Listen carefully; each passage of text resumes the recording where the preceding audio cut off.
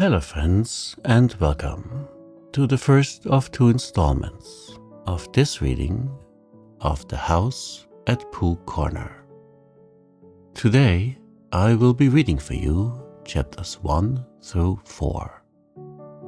Let us find a place where you can relax and listen to this story.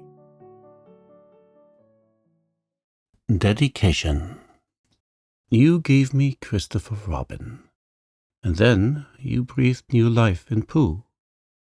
Whatever of each has left my pen goes homing back to you. My book is ready and comes to greet the mother it longs to see. It would be my present to you, my sweet, if it weren't your gift to me. Contradiction. An introduction is to introduce people, but Christopher Robin and his friends, who have already been introduced to you, are now going to say goodbye. So, this is the opposite. When we asked Pooh what the opposite of an introduction was, he said, "The what of what?" which didn't help us as much as we hoped.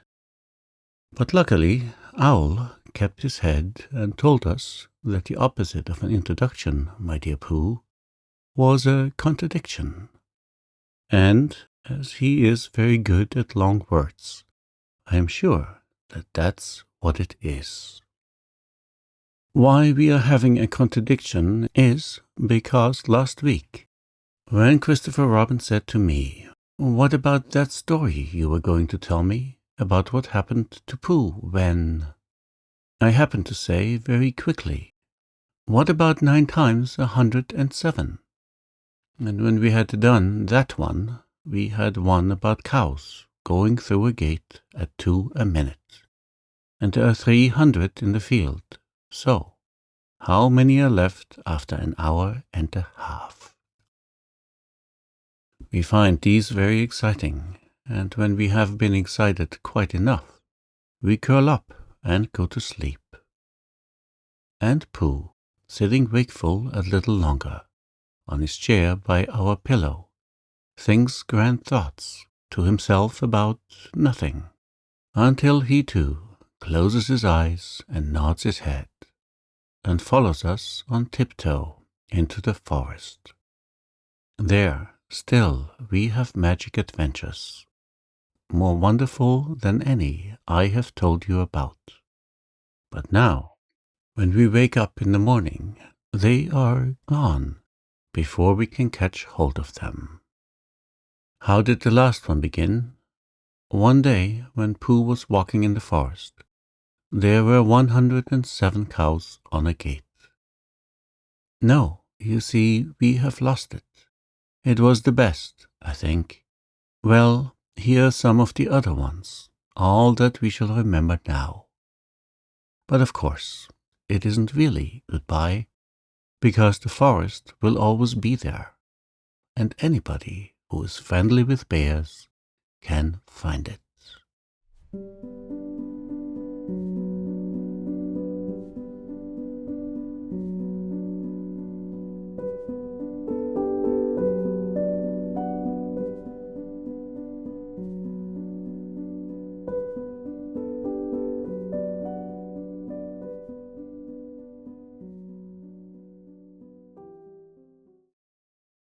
Chapter 1, in which a house is built at Pooh Corner for Eeyore.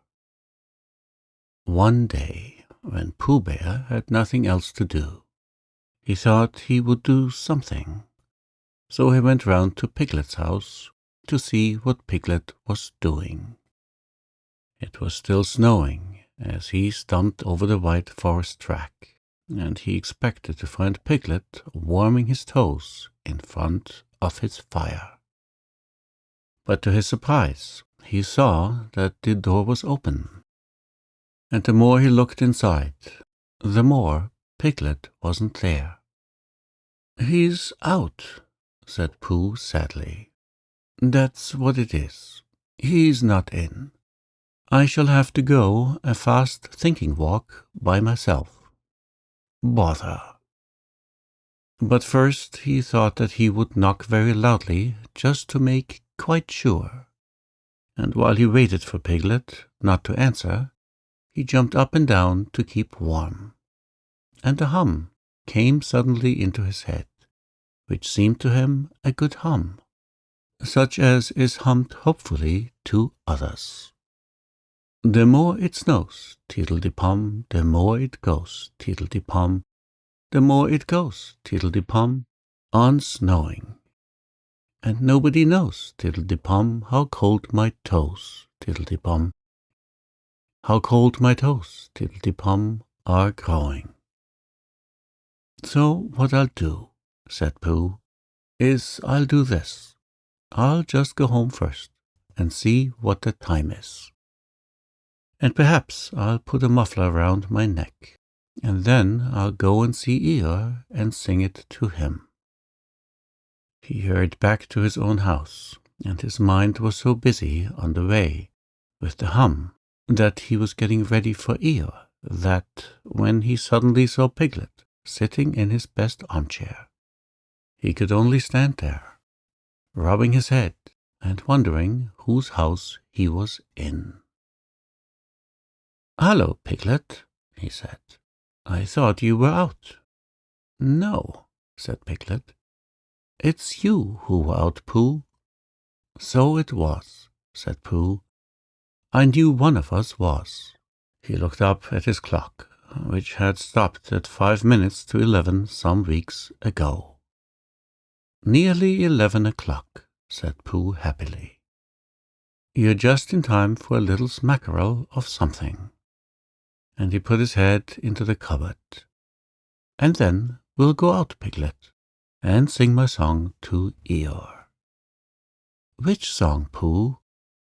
"The one we're going to sing to Eeyore," explained Pooh. The clock was still saying 5 minutes to 11 when Pooh and Piglet set out on their way half an hour later. The wind had dropped, and the snow, tired of rushing round in circles, trying to catch itself up, now fluttered gently down until it found a place on which to rest. And sometimes the place was Pooh's nose, and sometimes it wasn't. And in a little while Piglet was wearing a white muffler round his neck and feeling more snowy behind the ears than he had ever felt before. "Pooh," he said at last, and a little timidly, because he didn't want Pooh to think he was giving in. "I was just wondering, how would it be if we went home now and practiced your song, and then sang it to Eeyore tomorrow, or the next day, when we happen to see him?" "That's a very good idea, Piglet," said Pooh. "We'll practice it now as we go along. But it's no good going home to practice it, because it's a special outdoor song, which has to be sung in the snow." "Are you sure?" asked Piglet anxiously. "Well, you see, Piglet, when you listen, because this is how it begins. The more it snows, tiddly-pum." "Tiddly what?" said Piglet. "Pum," said Pooh. "I put that in to make it more hummy. The more it goes, tiddly-pum, the more—" "Didn't you say snows?" "Yes, but that was before. Before the tiddly-pum." "It was a different tiddly-pum," said Pooh, feeling rather muddled now. "I'll sing it to you properly, and then you'll see." So he sang it again.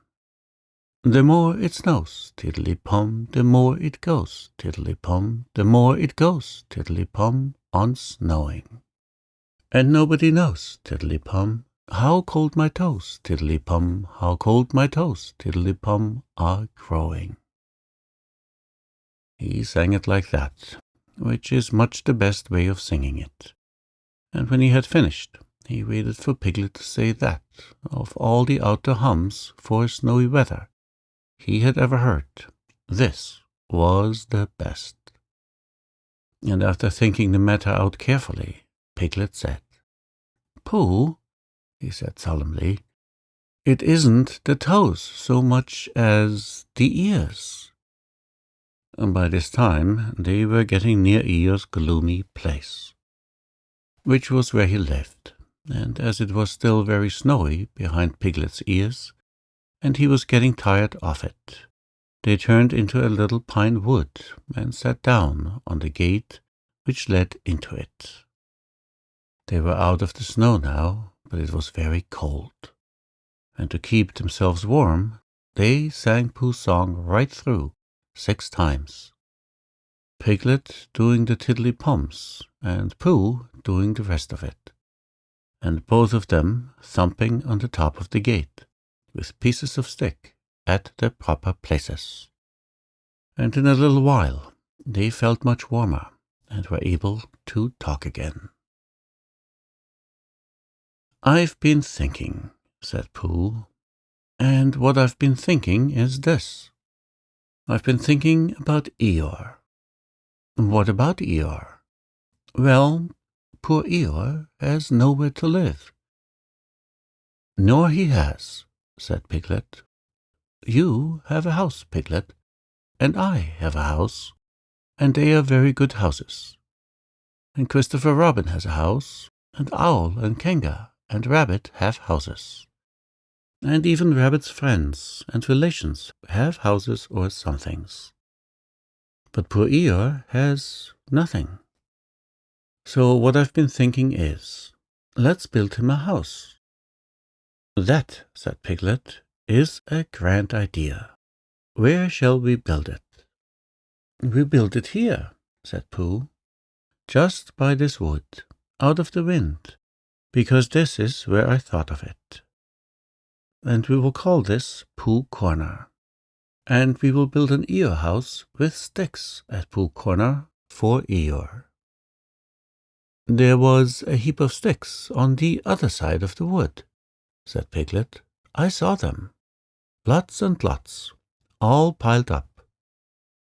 "Thank you, Piglet," said Pooh.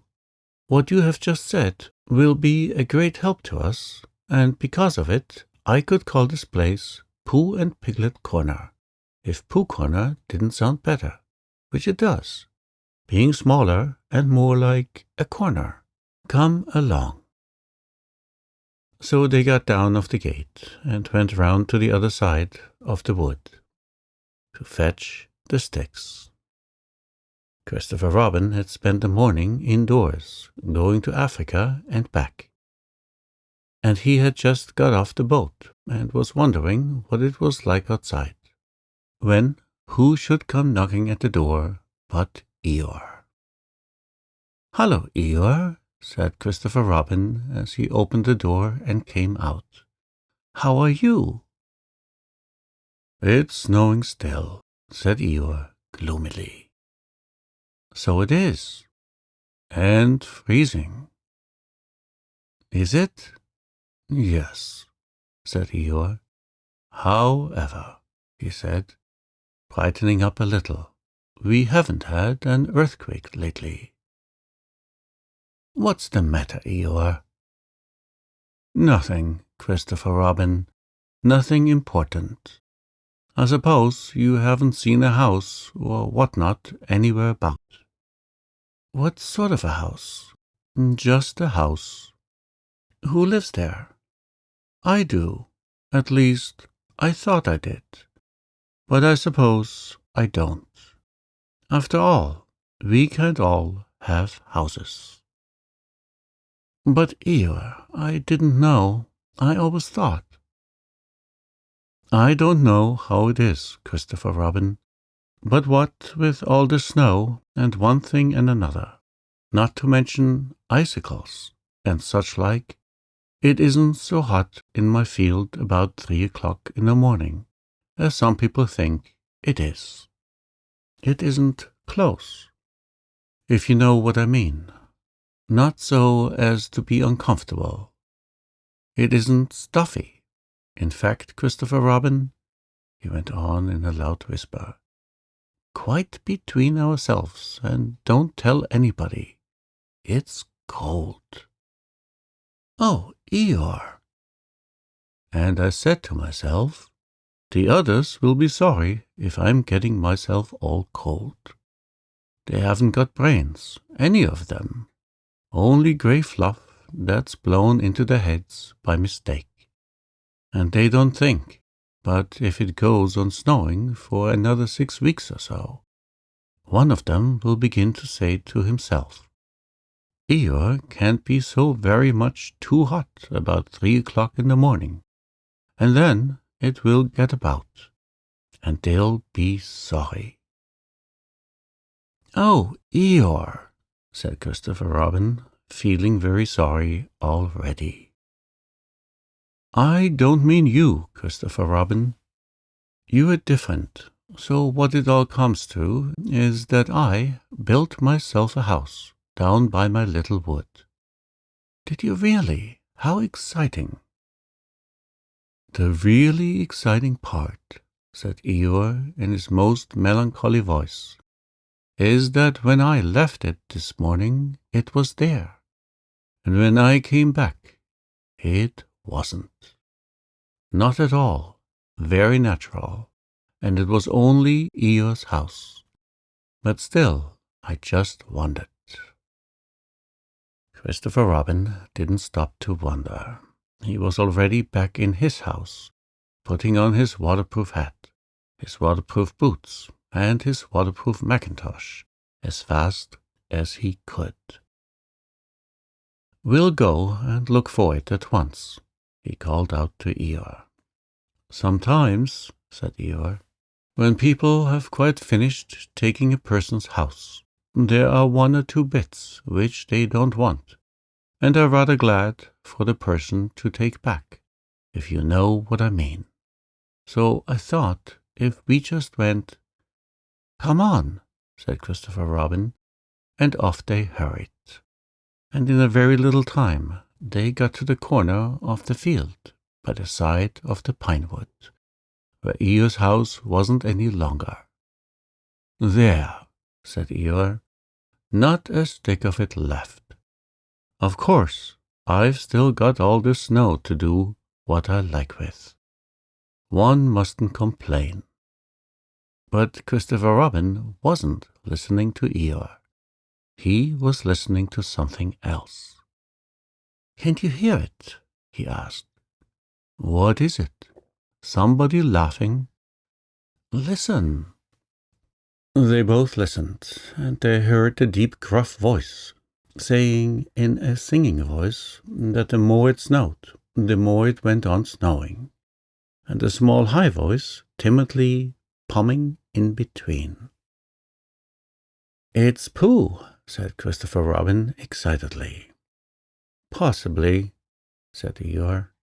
And Piglet, said Christopher Robin excitedly. Probably, said Eeyore. What we want is a trained bloodhound. The words of the song changed suddenly. We've finished our house, sang the gruff voice. Tiddly-pum, sang the squeaky one. It's a beautiful house. Tiddly-pum. I wish it were mine. Tiddly-pum. Pooh, shouted Christopher Robin. The singers on the gate stopped suddenly. It's Christopher Robin, said Pooh eagerly. He's round by the place where we got all those sticks from, said Piglet. Come on, said Pooh. They climbed down their gate and hurried round the corner of the wood, Pooh making welcoming noises all the way. Why, here is Eeyore, said Pooh, when he had finished hugging Christopher Robin, and he nudged Piglet, and Piglet nudged him, and they thought to themselves what a lovely surprise they had got ready. Hello, Eeyore. Same to you, Pooh Bear, and twice on Thursdays, said Eeyore gloomily. Before Pooh could say, Why Thursdays? Christopher Robin began to explain the sad story of Eeyore's lost house. And Pooh and Piglet listened, and their eyes seemed to get bigger and bigger. "Where did you say it was?" asked Pooh. "Just here," said Eeyore.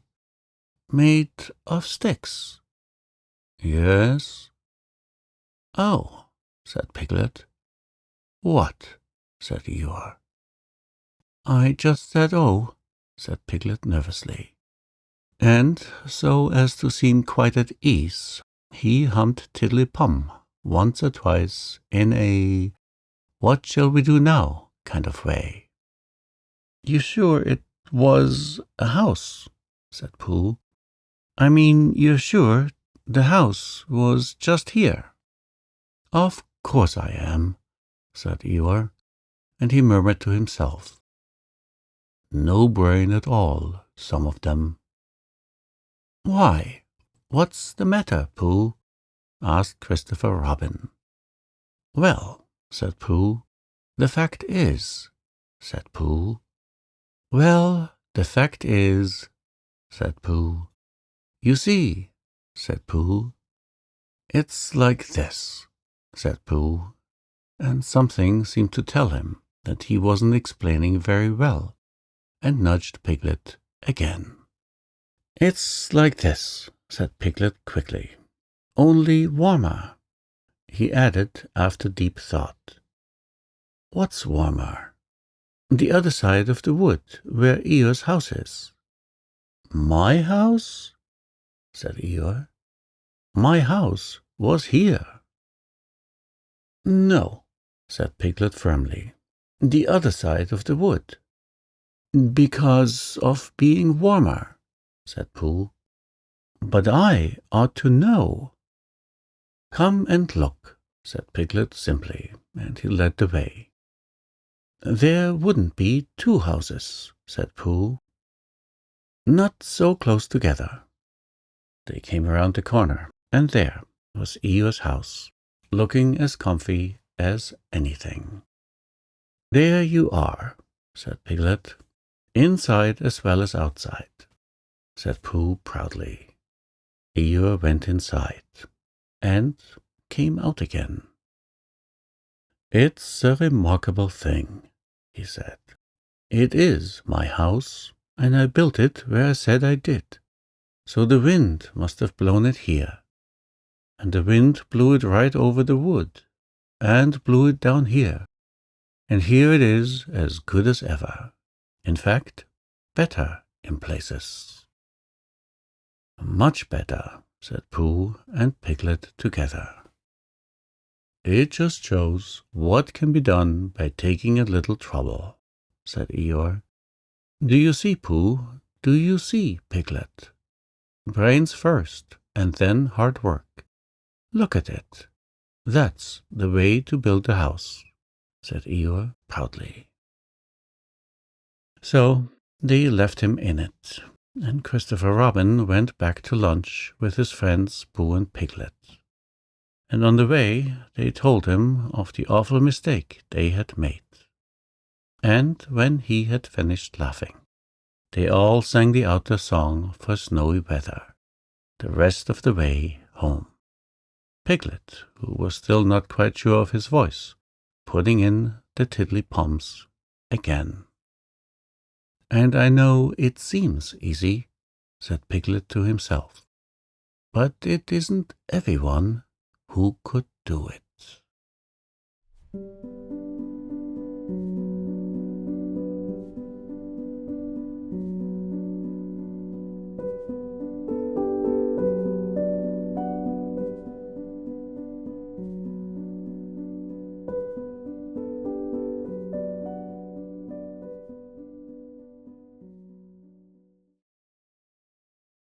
Chapter 2, in which Tigger comes to the forest and has breakfast. Winnie the Pooh woke up suddenly in the middle of the night and listened. Then he got out of bed and lit his candle, and stumped across the room to see if anybody was trying to get into his honey cupboard, and they weren't. So he stomped back again, blew out his candle, and got into bed. Then he heard the noise again. "Is that you, Piglet?" he said. But it wasn't. "Come in, Christopher Robin," he said. But Christopher Robin didn't. "Tell me about it tomorrow, Eeyore," said Pooh sleepily. But the noise went on.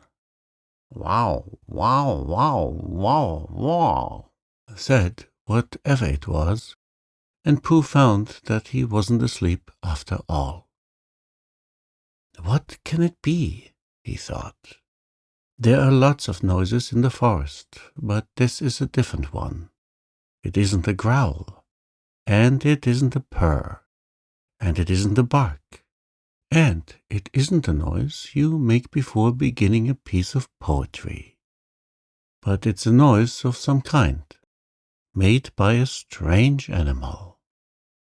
And he's making it outside my door, so I shall get up and ask him not to do it." He got out of bed and opened his front door. "Hello," said Pooh, in case there was anything outside. "Hello," said whatever it was. "Oh," said Pooh, "hello." "Hello." "Oh, there you are," said Pooh. "Hello." "Hello," said the strange animal, wondering how long it was going on. Pooh was just going to say "hello" for the fourth time when he thought that he wouldn't, so he said, "Who is it?" instead. "Me," said a voice. "Oh," said Pooh. "Well, come here." So whatever it was came here, and in the light of the candle he and Pooh looked at each other. "I'm Pooh," said Pooh. "I'm Tigger," said Tigger. "Oh," said Pooh, for he had never seen an animal like this before. "Does Christopher Robin know about you?" "Of course he does," said Tigger. "Well," said Pooh, "it's the middle of the night, which is a good time for going to sleep. And tomorrow morning we'll have some honey for breakfast. Do Tiggers like honey?" "They like everything," said Tigger cheerfully. "Then, if they like going to sleep on the floor, I'll go back to bed," said Pooh, "and we'll do things in the morning. Good night." And he got back into bed and went fast asleep. When he awoke in the morning, the first thing he saw was Tigger, sitting in front of the glass and looking at himself. "Hello," said Pooh. "Hello," said Tigger. "I found somebody just like me. I thought I was the only one of them." Pooh got out of bed and began to explain what a looking-glass was. But just as he was getting to the interesting part, Tigger said, "Excuse me a moment, but there's something climbing up your table." And with a loud "Wow, wow, wow, wow, wow," he jumped at the end of the tablecloth, pulled it to the ground, wrapped himself up in it 3 times, rolled to the other end of the room, and, after a terrible struggle, got his head into the daylight again, and said cheerfully, "Have I won?" "That's my tablecloth," said Pooh, as he began to unwind Tigger. "I wonder what it was," said Tigger. "It goes on the table, and you put things on it." Then why did it try to bite me when I wasn't looking? I don't think it did, said Pooh. It tried, said Tigger, but I was too quick for it. Pooh put the cloth back on the table, and he put a large honey pot on the cloth. And they sat down to breakfast.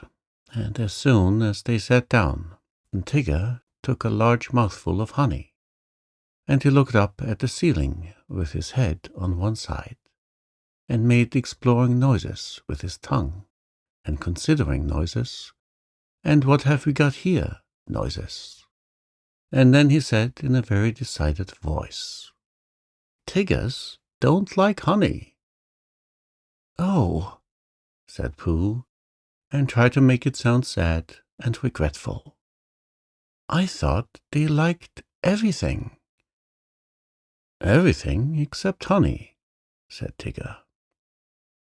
Pooh felt rather pleased about this, and said that as soon as he had finished his own breakfast, he would take Tigger round to Piglet's house, and Tigger could try some of Piglet's acorns.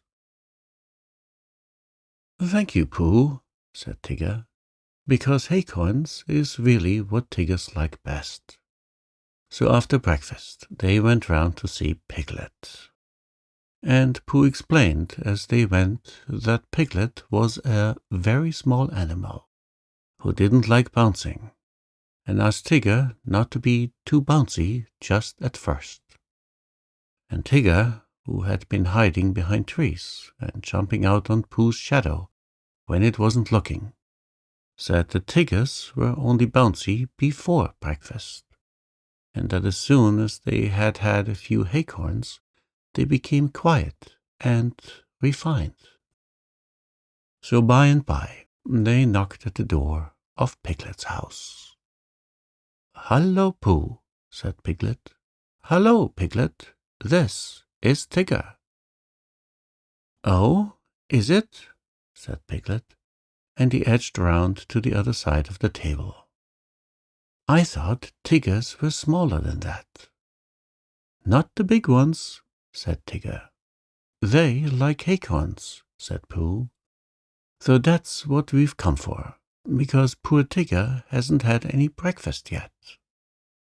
And Piglet pushed a bowl of acorns towards Tigger and said, "Help yourself." And then he got close up to Pooh and felt much braver, and said, "So you're Tigger?" "Well, well," in a careless sort of voice. But Tigger said nothing, because his mouth was full of acorns.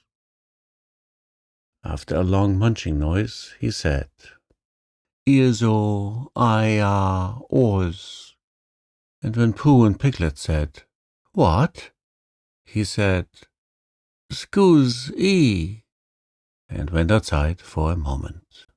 When he came back, he said firmly, "Tiggers don't like acorns." "But you said they liked everything except honey," said Pooh. "Everything except honey and acorns," explained Tigger. When he heard this, Pooh said, "Oh, I see." And Piglet, who was rather glad that Tiggers didn't like acorns, said, "What about thistles?" "Thistles," said Tigger, "is what Tiggers like best." "Then let's go along and see Eeyore," said Piglet.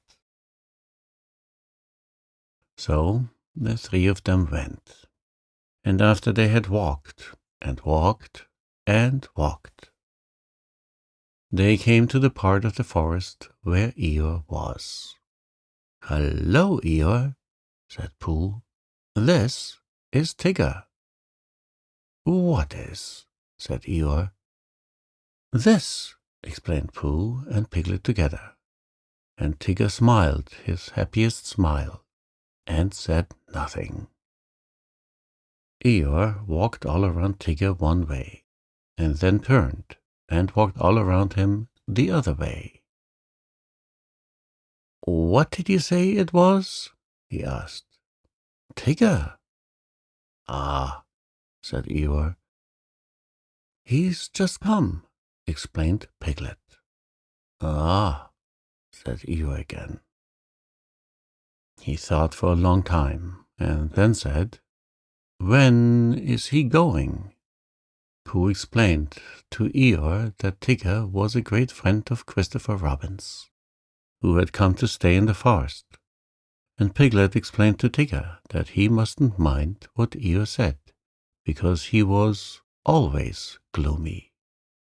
And Eeyore explained to Piglet that, on the contrary, he was feeling particularly cheerful this morning. And Tigger explained to anybody who was listening that he hadn't had any breakfast yet. "I knew there was something," said Pooh. "Tiggers always eat thistles, so that was why we came to see you, Eeyore." "Don't mention it, Pooh." "Oh, Eeyore, I didn't mean that I didn't want to see you." Quite. But your new stripy friend, naturally, he wants his breakfast." "What did you say his name was?" "Tigger." "Then come this way, Tigger." Eeyore led the way to the most thistly-looking patch of thistles that ever was, and waved a hoof at it. "A little patch I was keeping for my birthday," he said. "But, after all, what are birthdays? Here today and gone tomorrow. Help yourself, Tigger." Tigger thanked him and looked a little anxiously at Pooh. "Are these really thistles?" he whispered.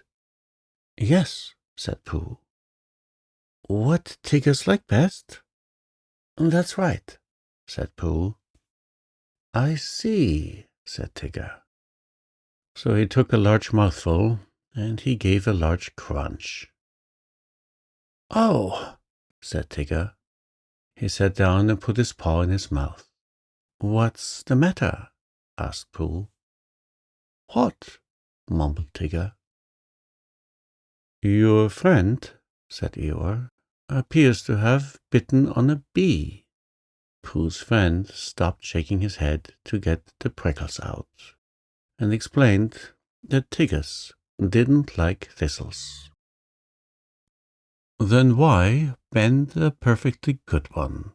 asked Eeyore. "But you said," began Pooh, "you said that Tiggers liked everything except honey and acorns." "And thistles," said Tigger, who was now running around in circles with his tongue hanging out. Pooh looked at him sadly. "What are we going to do?" he asked Piglet. Piglet knew the answer to that, and he said at once that they must go and see Christopher Robin. "You'll find him with Kanga," said Eeyore. He came close to Pooh and said in a loud whisper, "Could you ask your friend to do his exercises somewhere else? I shall be having lunch directly, and don't want it bounced on just before I begin. A trifling matter and fussy of me, but we all have our little ways." Pooh nodded solemnly and called to Tigger, "Come along, and we'll go and see Kanga. She's sure to have lots of breakfast for you." Tigger finished his last circle and came up to Pooh and Piglet. "Hot," he explained, with a large and friendly smile. "Come on," and he rushed off. Pooh and Piglet walked slowly after him, and as they walked, Piglet said nothing, because he couldn't think of anything, and Pooh said nothing, because he was thinking of a poem. And when he had thought of it, he began. "What shall we do about poor little Tigger? If he never eats nothing, he'll never get bigger. He doesn't like honey and acorns and thistles, because of the taste and because of the bristles. And all the good things which an animal likes have the wrong sort of swallow or too many spikes. He's quite big enough anyhow, said Piglet.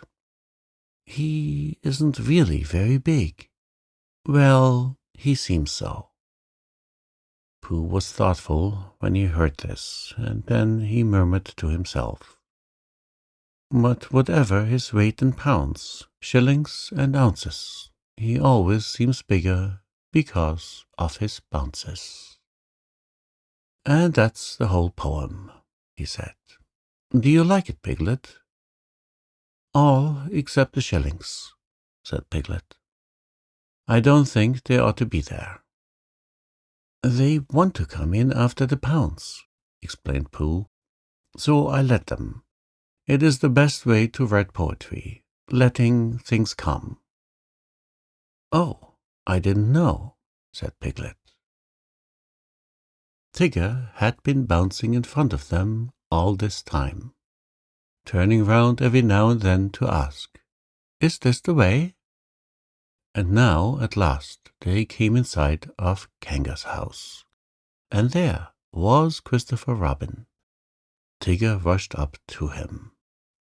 Oh, there you are, Tigger, said Christopher Robin. I knew you'd be somewhere. I've been finding things in the forest, said Tigger importantly. I found a Pooh and a Piglet and an Eeyore, but I can't find any breakfast. Pooh and Piglet came up and hugged Christopher Robin and explained what had been happening. Don't you know what Tigger's like? Asked Pooh. I expect if I thought very hard I should, said Christopher Robin. But I thought Tigger knew. I do, said Tigger. Everything there is in the world except honey and acorns and what were those hot things called? Thistles. Yes, and those. Oh, well then, Kanga can give you some breakfast. So they went into Kanga's house, and when Roo had said, Hello, Pooh, and Hello, Piglet, once, and Hello, Tigger, twice, because he had never said it before, and it sounded funny, they told Kanga what they wanted, and Kanga said very kindly, Well, look in my cupboard, Tigger dear, and see what you'd like. Because she knew at once that however big Tigger seemed to be, he wanted as much kindness as Roo. Shall I look too? Said Pooh, who was beginning to feel a little 11 o'clockish. And he found a small tin of condensed milk, and something seemed to tell him that Tigger's didn't like this. So he took it into a corner by himself, and went with it to see that nobody interrupted it. But the more Tigger put his nose into this, and his paw into that, the more things he found which Tigger didn't like. And when he had found everything in the cupboard, and couldn't eat any of it, he said to Kanga, What happens now? But Kanga and Christopher Robin and Piglet were all standing round Roo, watching him have his extract of malt. And Roo was saying, Must I? And Kanga was saying, Now, Roo dear, you remember what you promised. What is it? Whispered Tigger to Piglet. His strengthening medicine, said Piglet. He hates it. So Tigger came closer, and he leaned over the back of Roo's chair, and suddenly he put out his tongue and took one large gulp, and with a sudden jump of surprise, Kanga said, Oh, and then clutched at the spoon again, just as it was disappearing, and pulled it safely back out of Tigger's mouth. But the extract of malt had gone. Tigger dear, said Kanga, he's taken my medicine. He's taken my medicine. He's taken my medicine. sang Roo happily, thinking it was a tremendous joke. Then Tigger looked up at the ceiling and closed his eyes, and his tongue went round and round his chops, in case he had left any outside, and a peaceful smile came over his face as he said, "So that's what Tigger's like." Which explains why he always lived at Kanga's house afterwards, and had extract of malt for breakfast, dinner, and tea. And sometimes, when Kanga thought he wanted strengthening, he had a spoonful or two of Roo's breakfast after meals as medicine. "But I think," said Piglet to Pooh, "that he's been strengthened quite enough."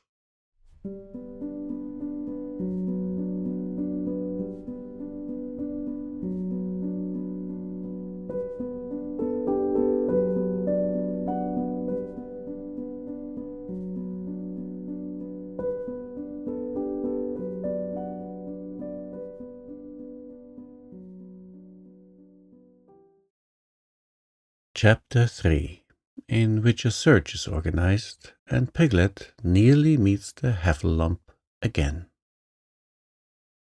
Pooh was sitting in his house one day, counting his pots of honey, when there came a knock on the door.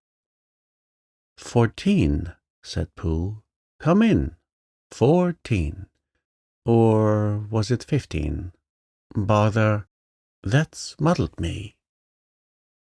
"Hello, Pooh," said Rabbit. "Hello, Rabbit. 14, wasn't it?" "What was?" "My pots of honey, what I was counting." 14, that's right." "Are you sure?" "No," said Rabbit. "Does it matter?" "I just like to know," said Pooh humbly. "So as I can say to myself, I've got 14 pots of honey left, or 15, as the case may be. It's sort of comforting." "Well, let's call it 16, said Rabbit. "What I came to say was, have you seen Small anywhere about?" "I don't think so," said Pooh. And then, after thinking a little more, he said, "Who is Small?" "One of my friends and relations," said Rabbit carelessly. This didn't help Pooh much, because Rabbit had so many friends and relations, and of such different sorts and sizes, that he didn't know whether he ought to be looking for Small at the top of an oak tree or in the petal of a buttercup. "I haven't seen anybody today," said Pooh. "Not so as to say, 'Hello, Small,' too. Did you want him for anything?" "I don't want him," said Rabbit, "but it's always useful to know where a friend and relation is, whether you want him or whether you don't." "Oh, I see," said Pooh. "Is he lost?" "Well," said Rabbit, "nobody has seen him for a long time, so I suppose he is. Anyhow," he went on importantly, "I promised Christopher Robin I'd organize a search for him, so come on." Pooh said goodbye affectionately to his 14 pots of honey, and hoped they were 15, and he and Rabbit went out into the forest. "Now," said Rabbit, "this is a search, and I've organized it." "Done what to it?" said Pooh. "Organized it, which means, well, it's what you do to a search when you don't all look in the same place at once. So I want you, Pooh, to search by the 6 pine trees first, and then work your ways towards Owl's house, and look out for me there. Do you see?" "No," said Pooh. "What?" "Then I'll see you at Owl's house in about an hour's time." "Is Piglet organized too?" "We all are," said Rabbit, and off he went. As soon as Rabbit was out of sight, Pooh remembered that he had forgotten to ask who Small was, and whether he was the sort of friend and relation who settled on one's nose, or the sort who got trodden on by mistake.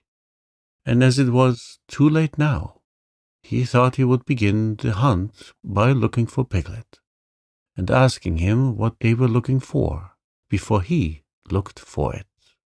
"And it's no good looking at the 6 pine trees for Piglet," said Pooh to himself, "because he's been organized in a special place of his own.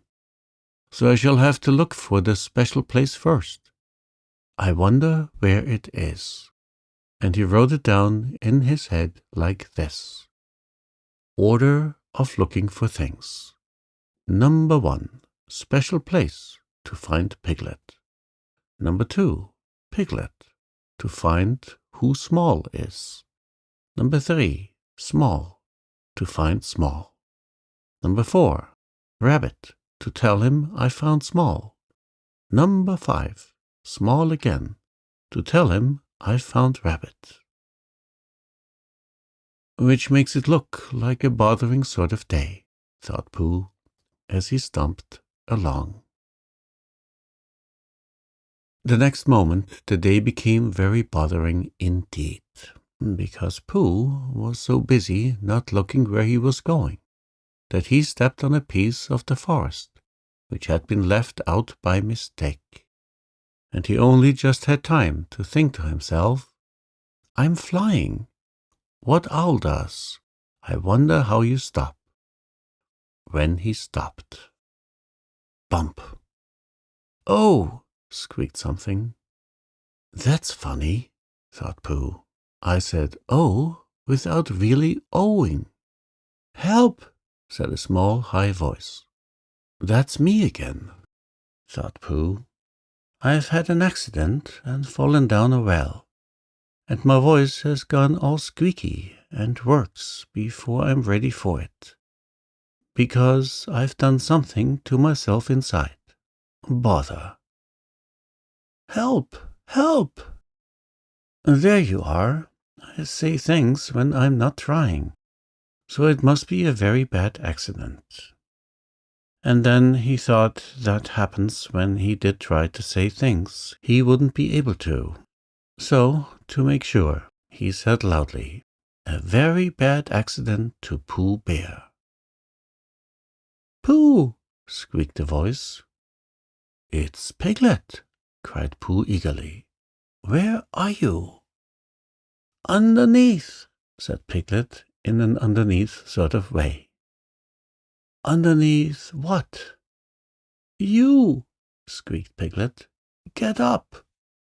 "Oh," said Pooh, and scrambling up as quickly as he could. "Did I fall on you, Piglet?" "You fell on me," said Piglet, feeling himself all over. "I didn't mean to," said Pooh sorrowfully. "I didn't mean to be underneath," said Piglet sadly. "But I'm all right now, Pooh. I am so glad it was you." "What happened?" said Pooh. "Where are we?" "I think we're in a sort of pit. I was walking along, looking for somebody, and then suddenly I wasn't any more. And just when I got up to see where I was, something fell on me, and it was you." "So it was," said Pooh. "Yes," said Piglet. "Pooh," he went on nervously, and came a little closer, "do you think we're in a trap?" Pooh hadn't thought about it all, but now he nodded, for suddenly he remembered how he and Piglet had once made a Pooh trap for heffalumps, and he guessed what had happened. He and Piglet had fallen into a heffalump trap for Poohs. That was what it was.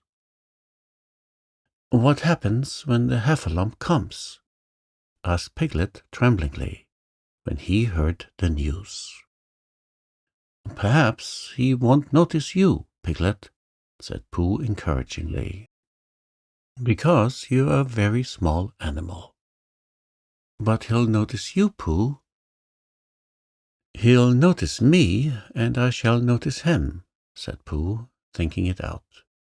We'll notice each other for a long time, and then he'll say, Ho, ho! Piglet shivered a little at the thought of that ho, ho, and his ears began to twitch.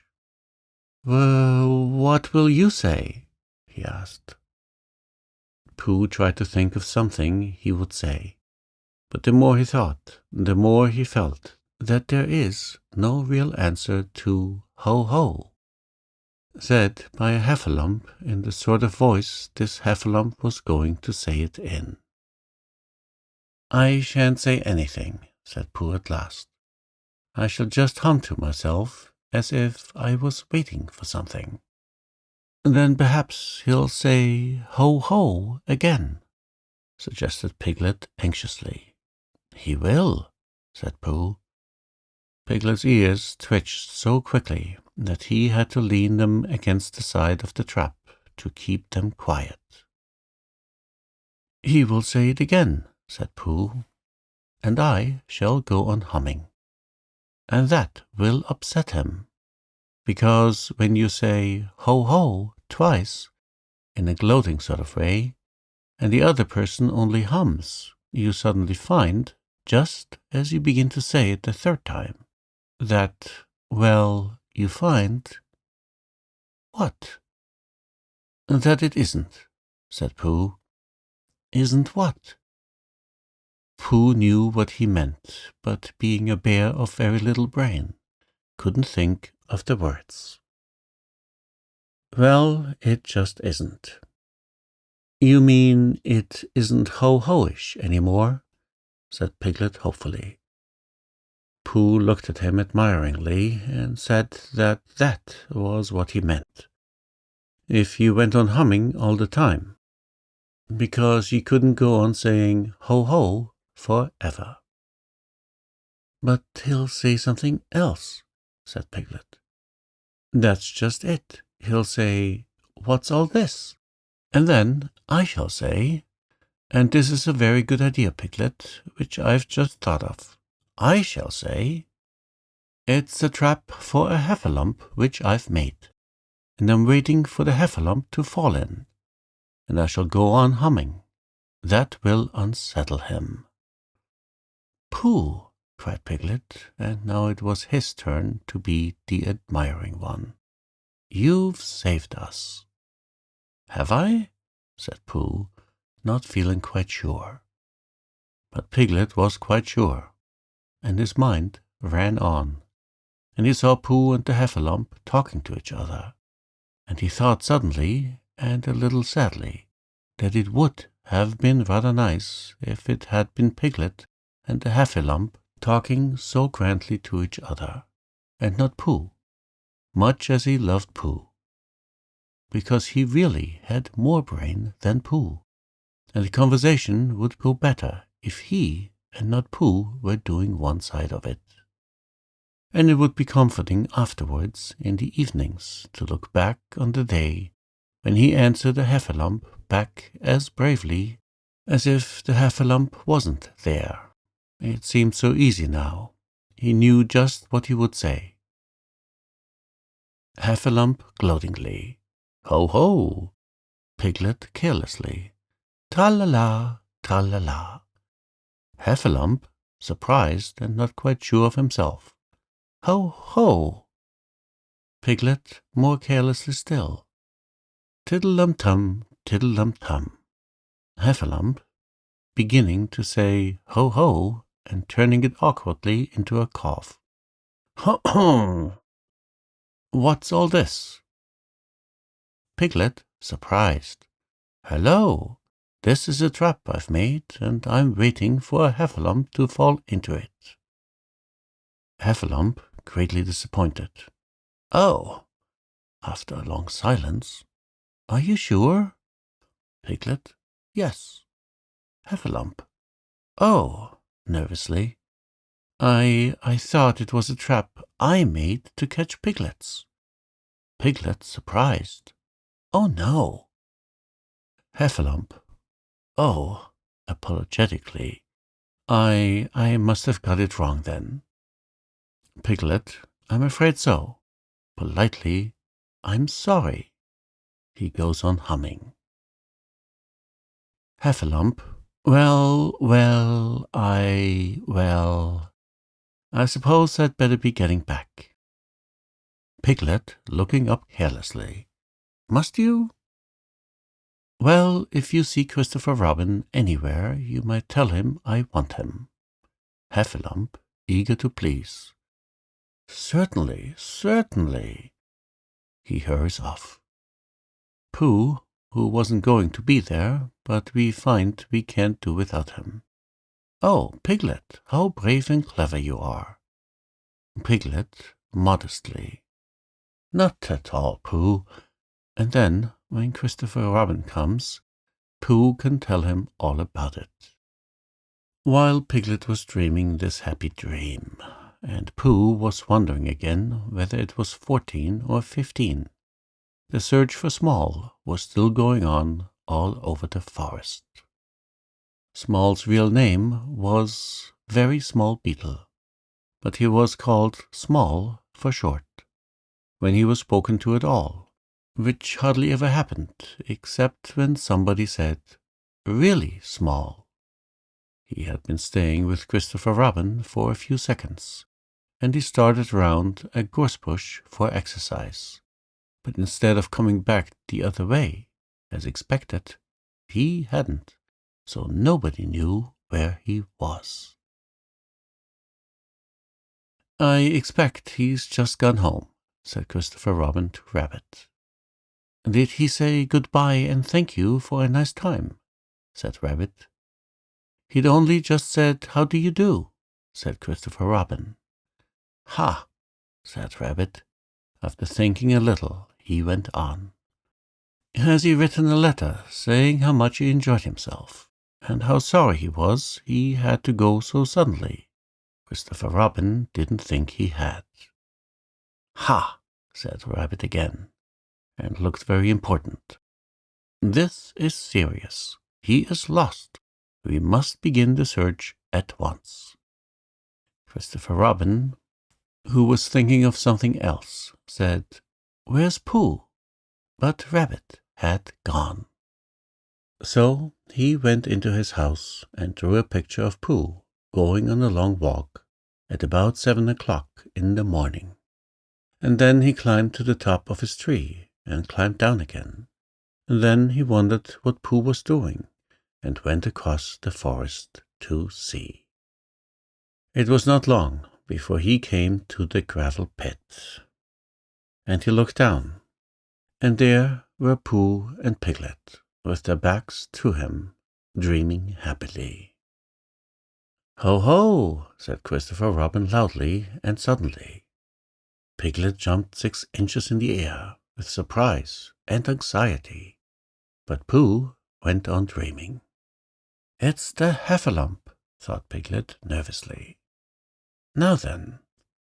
He hummed in his throat a little, so that none of the words should stick, and then, in the most delightfully easy way, he said, "Tra-la-la, tra-la-la," as if he had just thought of it.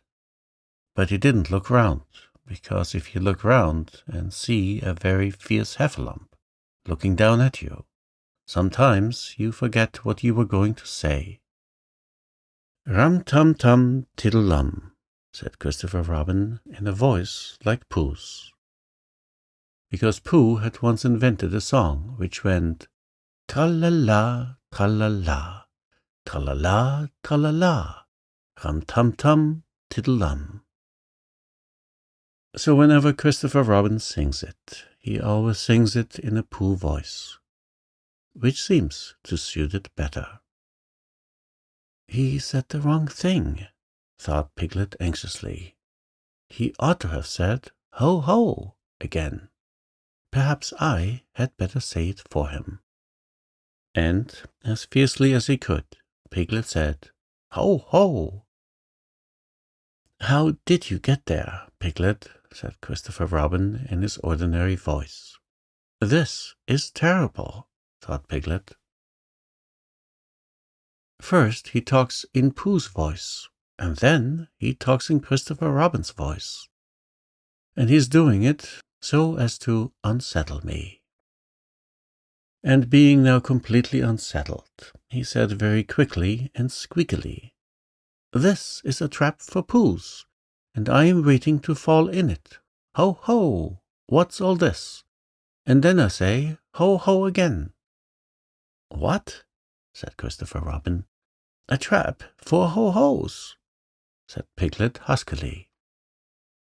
"I've just made it, and I'm waiting for the ho-hos to come." How long Piglet would have gone on like this, I don't know.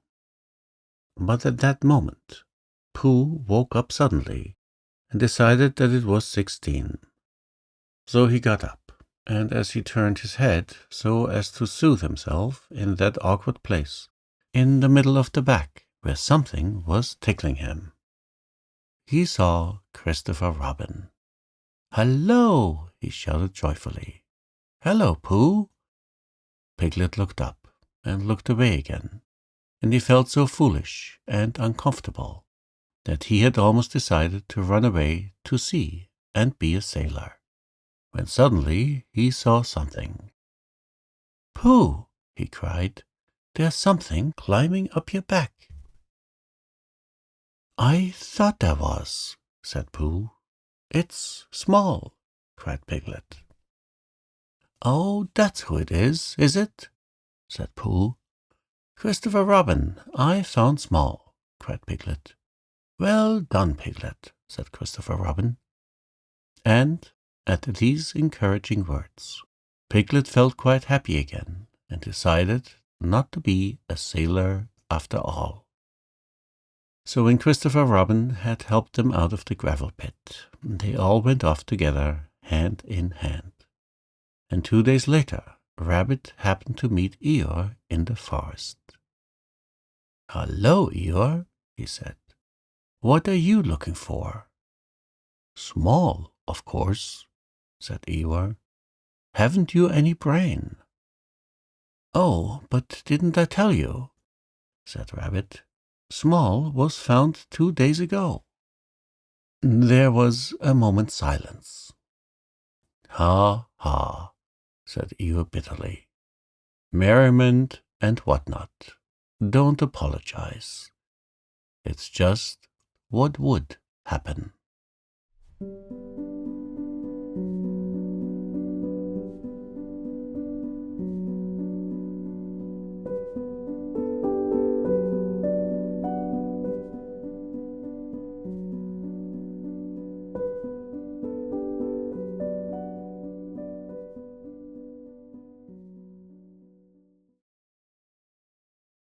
Chapter 4, in which it is shown that tigers don't climb trees.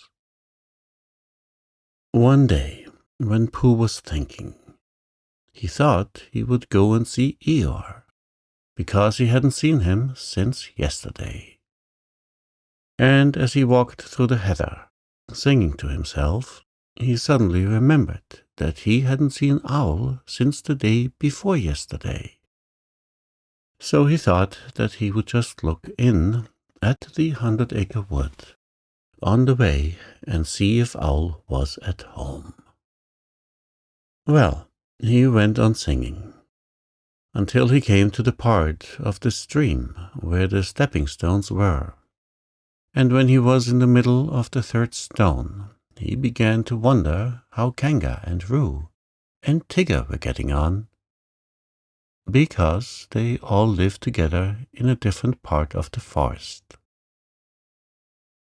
And he thought, I haven't seen Roo for a long time, and if I don't see him today, it will be a still longer time. So he sat down on the stone in the middle of the stream and sang another verse of his song, while he wondered what to do. The other verse of the song was like this: I could spend a happy morning seeing Roo. I could spend a happy morning being Pooh, for it doesn't seem to matter if I don't get any fatter, and I don't get any fatter what I do. The sun was so delightfully warm, and the stone, which had been sitting in it for a long time, was so warm too, that Pooh had almost decided to go on being Pooh in the middle of the stream for the rest of the morning, when he remembered Rabbit. "Rabbit," said Pooh to himself, "I like talking to Rabbit. He talks about sensible things. He doesn't use long, difficult words like Owl. He uses short, easy words like what about lunch, and help yourself, Pooh. I suppose, really, I ought to go and see Rabbit." Which made him think of another verse. "Oh, I like his way of talking. Yes, I do. It's the nicest way of talking, just for two. And to help yourself with Rabbit, though it may become a habit, is as pleasant sort of habit for a Pooh." So when he had sung this, he got up off his stone, walked back across the stream, and set off for Rabbit's house. But he hadn't got far before he began to say to himself, "Yes, but suppose Rabbit is out? Or suppose I get stuck in his front door again, coming out, as I did once when his front door wasn't big enough, because I know I'm not getting fatter, but his front door may be getting thinner. So wouldn't it be better if—" And all the time he was saying things like this, he was going more and more westerly without thinking, until suddenly he found himself at his own front door again, and it was 11 o'clock, which was time for a little something. Half an hour later he was doing what he had always really meant to do. He was stumping off to Piglet's house, and as he walked he wiped his mouth with the back of his paw, and sang rather a fluffy song through the fur. It went like this: "I could spend a happy morning seeing Piglet, and I couldn't spend a happy morning not seeing Piglet, and it doesn't seem to matter if I don't see Owl and Eeyore, or any of the others, and I'm not going to see Owl or Eeyore, or any of the others, or Christopher Robin." Written down like this, it doesn't seem a very good song, but coming through pale fawn fluffy at about 11:30 on a very sunny morning, it seemed to Pooh to be one of the best songs he had ever sung. So he went on singing it. Piglet was busy digging a small hole in the ground outside his house. "Hello, Piglet," said Pooh. "Hello, Pooh," said Piglet, giving a jump of surprise. "I knew it was you." "So did I," said Pooh. "What are you doing?" "I'm planting a acorn, Pooh, so that it can grow into an oak tree, and have lots of acorns just outside the front door instead of having to walk miles and miles. Do you see, Pooh?" "Supposing it doesn't," said Pooh. "It will, because Christopher Robin says it will. So that's why I'm planting it." "Well," said Pooh, "if I plant a honeycomb outside my house, then it will grow up into a beehive." Piglet wasn't quite sure about this. "Or a piece of a honeycomb," said Pooh, "so as not to waste too much. Only then I might only get a piece of a beehive, and it might be the wrong piece, where the bees were buzzing and not honeying. Bother." Piglet agreed that that would be rather bothering. "Besides, Pooh, it's a very difficult thing, planting, unless you know how to do it," he said, and he put the acorn in the hole he had made, and covered it up with earth, and jumped on it. "I do know," said Pooh, because Christopher Robin gave me a nasturtium seed, and I planted it, and I'm going to have nasturtiums all over the front yard." "I thought they were called nasturtiums," said Piglet timidly, as he went on jumping. "No," said Pooh, "not these. These are called nasturtiums." When Piglet had finished jumping, he wiped his paws on his front and said, "What shall we do now?" And Pooh said, "Let's go and see Kenga and Roo and Tigger." And Piglet said, "Yes, let's," because he was still a little anxious about Tigger, who was a very bouncy animal, with a way of saying, "How do you do?" which always left your ears full of sand, even after Kenga had said, "Gently, Tigger dear," and had helped you up again. So they set off for Kenga's house. Now it happened that Kenga had felt rather motherly that morning, and wanting to count things, like Roo's vests, and how many pieces of soap there were left, and the 2 clean spots in Tigger's feeder.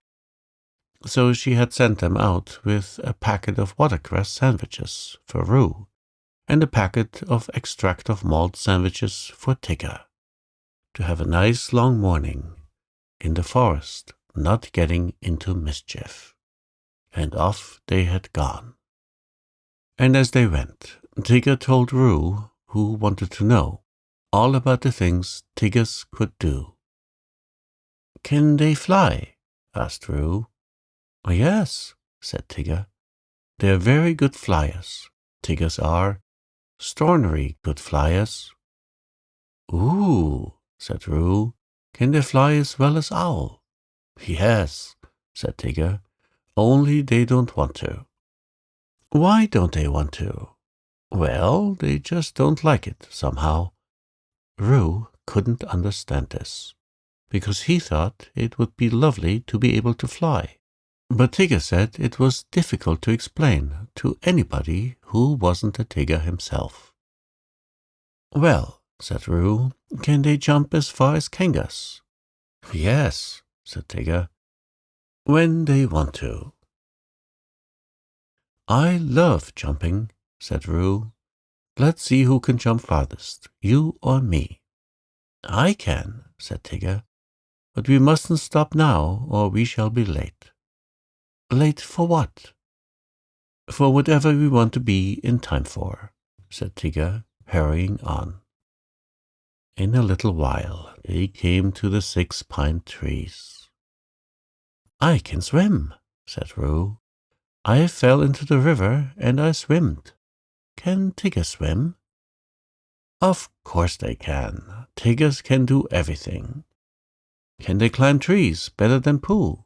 asked Roo, stopping under the tallest pine tree and looking up at it.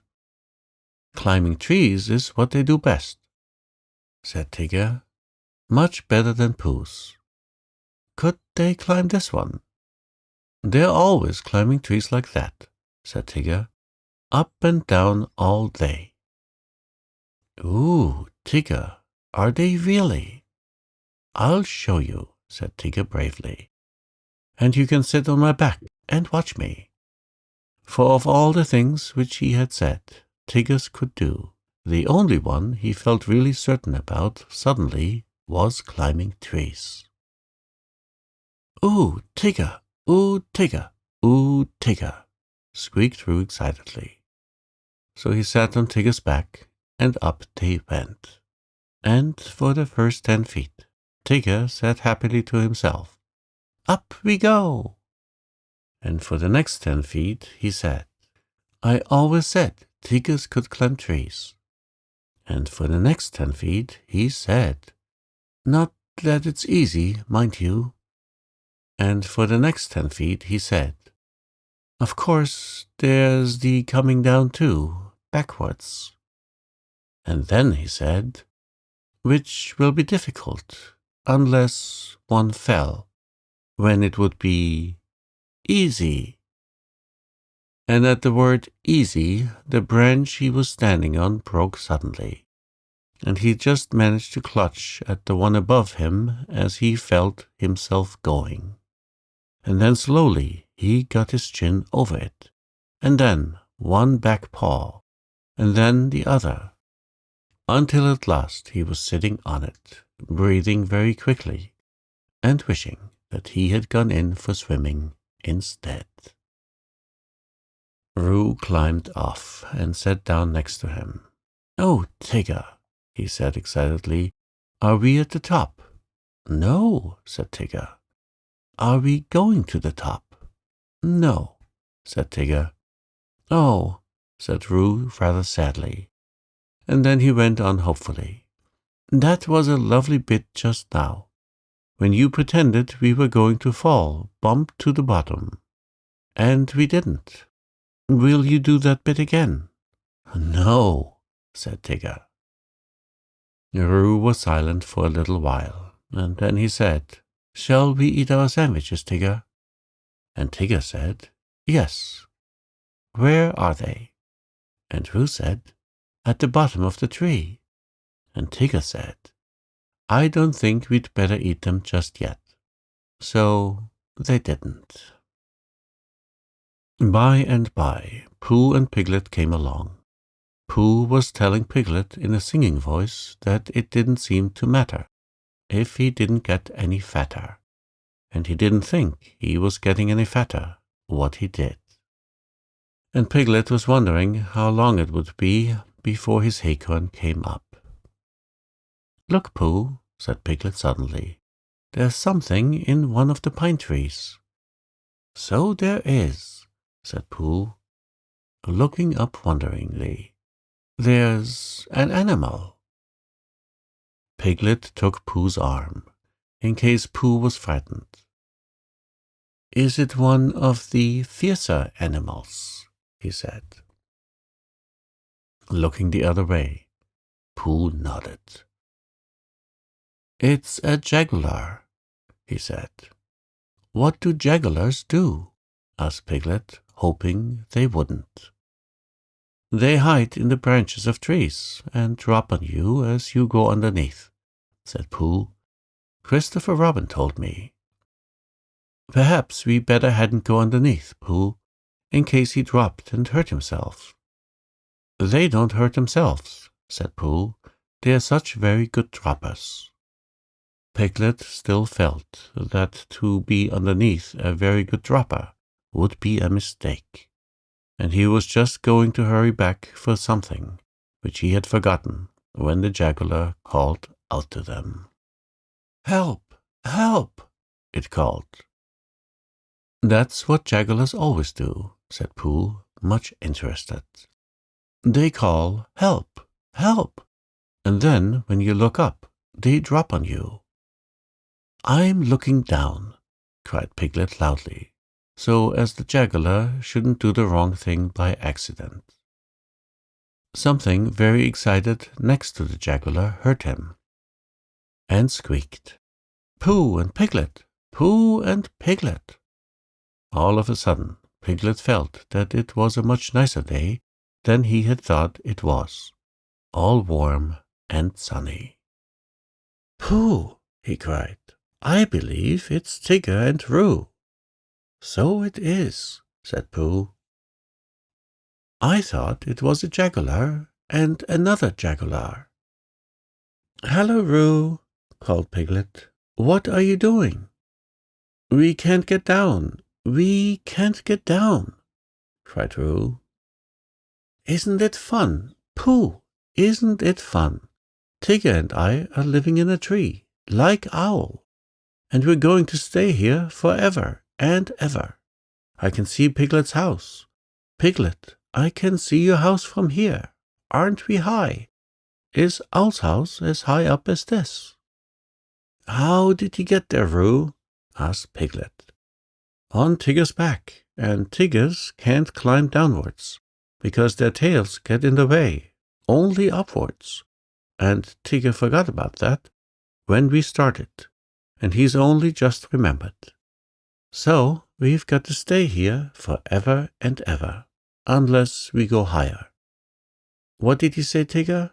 "Oh, Tigger says if we go higher, we shan't be able to see Piglet's house so well. So we're going to stop here." "Piglet," said Pooh solemnly, when he had heard all this, "what shall we do?" And he began to eat Tigger's sandwiches. "Are they stuck?" asked Piglet anxiously. Pooh nodded. "Couldn't you climb up to them?" "I might, Piglet, and I might bring Roo down on my back, but I couldn't bring Tigger down, so we must think of something else." And in a thoughtful way, he began to eat Roo's sandwiches too. Whether he would have thought of anything before he had finished the last sandwich, I don't know. But he had just got to the last but one, when there was a crackling in the bracken, and Christopher Robin and Eeyore came strolling along together. "I shouldn't be surprised if it hailed a good deal tomorrow," Eeyore was saying. "Blizzards and what-not, being fine day, doesn't mean anything. It has no what's that word? Well, it has none of that. It's just a small piece of weather." "There's Pooh," said Christopher Robin, who didn't much mind what it did tomorrow, as long as he was out in it. "Hello, Pooh." "It's Christopher Robin," said Piglet. "He'll know what to do." They hurried up to him. "Oh, Christopher Robin," began Pooh. "And Eeyore," said Eeyore.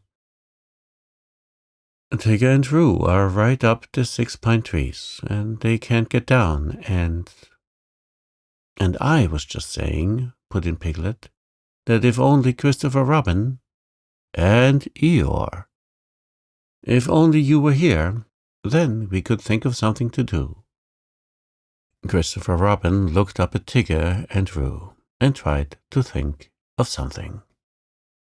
"I thought," said Piglet earnestly, "that if Eeyore stood at the bottom of the tree, and if Pooh stood on Eeyore's back, and if I stood on Pooh's shoulders, and if Eeyore's back snapped suddenly, then we could all laugh. Ha, ha, amusing in a quiet way," said Eeyore, "but not really helpful." "Well," said Piglet meekly, "I thought—" "Would it break your back, Eeyore?" asked Pooh, very much surprised. "That's what would be so interesting, Pooh, not being quite sure till afterwards." Pooh said, "Oh," and they all began to think again. "I've got an idea," cried Christopher Robin suddenly. "Listen to this, Piglet," said Eeyore, "and then you'll know what we're trying to do.